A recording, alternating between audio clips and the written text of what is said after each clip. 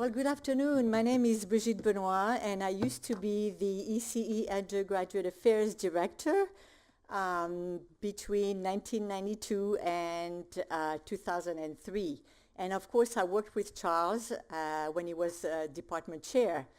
So I'm here to talk to you about the ECE days when Charles was the department chair. So I just wanted to let you know briefly about Charles and our relationship. We keep in touch via Facebook, I mean, you know, like everyone else. And I don't even live in San Diego anymore, but in mid-May I received a text in Messenger asking me, hey, how are you doing? Where are you? I decided to retire and I would like to invite you to my retirement party. And I'm like, oh, great, because I'm in San Diego till the end of June and I would love to attend. And then maybe a week later, I receive another message that say, hey, you know what? A couple of people have written statements about me as a department chair, and I need somebody to read the statements. Would you mind reading those? And I'm like, no, absolutely not. I would love to do that. And then after that, it was like, okay, can I put you in the program? And I'm like, all right, yes, I guess, yes. So here I am. I didn't really intend to be in the program, but, it's a pleasure and an honor for me to be here to talk about Charles and the fact that, as you can tell by all the previous presentations, Charles is really into the students and into student success.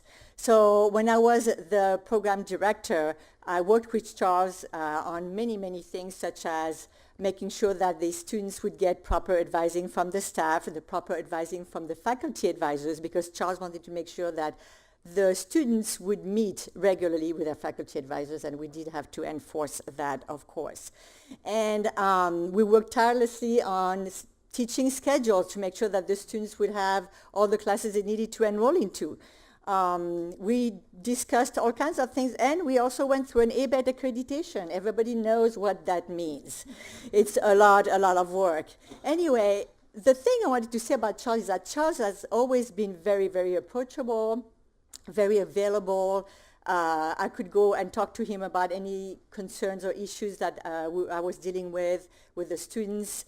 I never felt, like he didn't want to talk to me. He was always very, very supportive.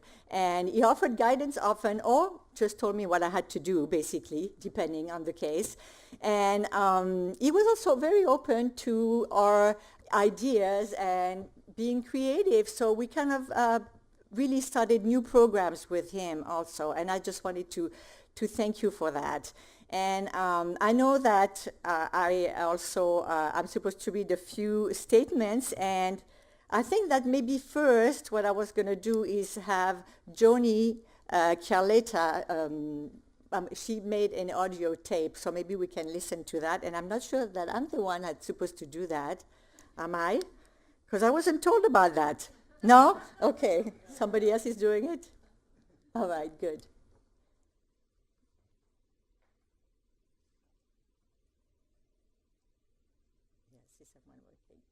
1997 to 2015, and I had the pleasure of working with Charles during his reign as chair of the ECE department.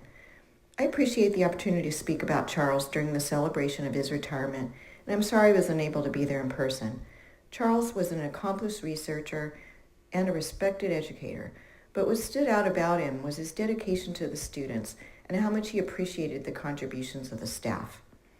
I remember in his early days as chair, in the middle of dealing with complex faculty and student issues, he actually took the time to meet with each of the staff individually.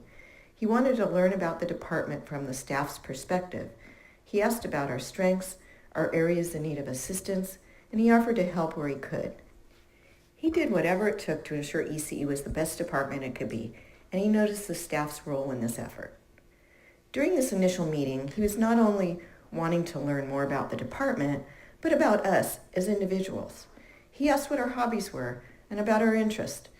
He wanted to get to know us as people. It was during this initial meeting that he discovered we had a common hobby, our enjoyment of bird watching. I hope he's not embarrassed that I'm telling you this. So I wasn't surprised in the least when I ran into Charles on a very early morning bus ride out to the Anza Borrego Desert to watch birds with the San Diego Audubon Society's Bird Festival.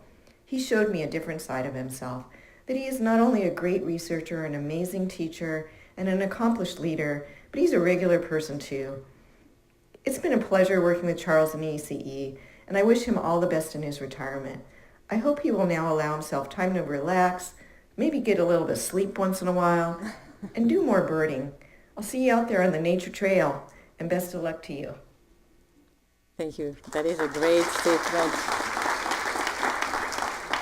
Now I am going to read a statement from Jen Cox, who used to be the MSO.